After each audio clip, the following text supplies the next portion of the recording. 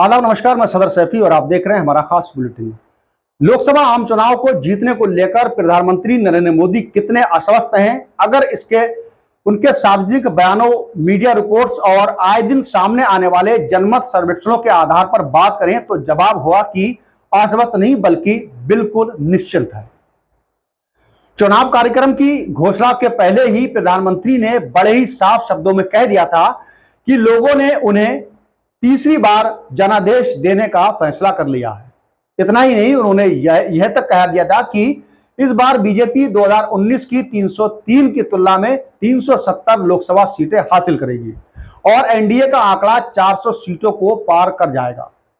वहीं मीडिया ने भी बताया कि प्रधानमंत्री ने केंद्र सरकार के सचिवों को निर्देश दिया है कि वे प्रेजेंटेशन तैयार कर सकें ताकि तीसरे कार्यकाल से पहले 100 दिनों के एजेंडे को अंतिम रूप दिया जा सके।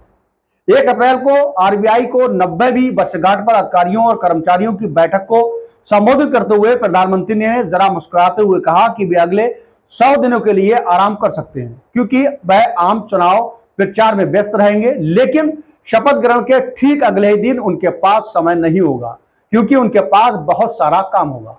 नई दिल्ली में तैनात नौकरशाहों ने माना है कि टास्क फोर्स को ऐसे अच्छे कार्यक्रम पेश करने के लिए कहा गया है जिन्हें अगली सरकार में लागू किया जा सके। ऐसे जबरदस्त आत्मविश्वास और अपने चारों ओर अजयता के माहौल के बीच भला कोई नेता पीड़ित कार्ड क्यों खेलना जारी रखेगा?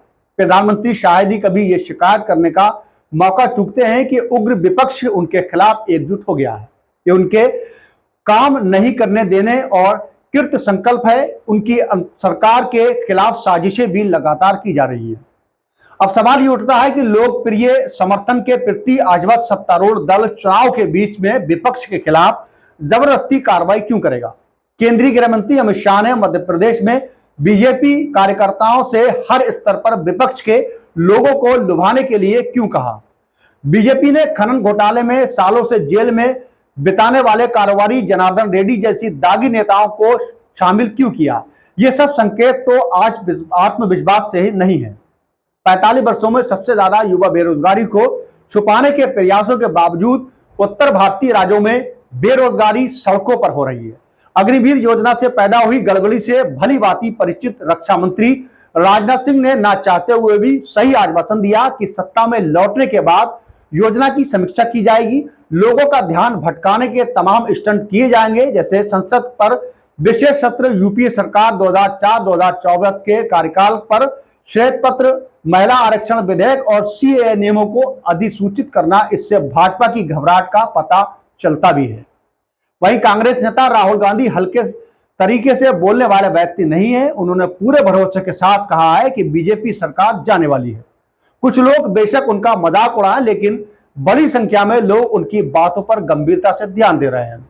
उन्होंने सेवारत नौकरशाहों को नियम पुस्तिका का पालन करने और विपक्ष के खिलाफ चुनिंदा तरीके से उसका इस्तेमाल करने से बचने की सख्त चेतावनी दी है। उन्होंने कहा है कि चुनाव के बाद किसी को भी बख्शा नहीं जाएगा।